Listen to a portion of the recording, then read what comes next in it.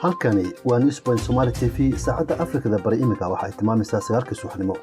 kulan wacan oo wanaagsan asxaabta ina daawanaysa meel kasta oo dunida ka joogtaan ku soo dhawaada wararkayga waa subax Jimco ah bisha March waxaan ahay Xasan Cabdi Cilmi qodobada wararkayga ugu waaweyn waxa ay kala yihiin taliyaha ciidanka booliska Soomaaliyeed Saraakiil Cabdi Xasan Xijaar iyo danjiraha UK ee Soomaaliya Kate Foster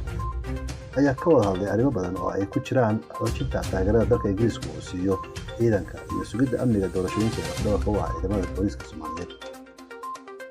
kulankaasi iyo madaxweyne Farmaajo oo diidan in beesha caalamka hogaamiso shirka dowladda iyo dowladda dhexe ayuu warbixinta ugu haynaa wararkayga kalena waxaa ka mid ah laba tareen ayaa waxa ay isku herdiyeen degmada Dahra ee gobolka Upper Egypt sida lagu sheegay hadal qoraal oo ka soo baxay wasaaradda caafimaadka ee dalka Masar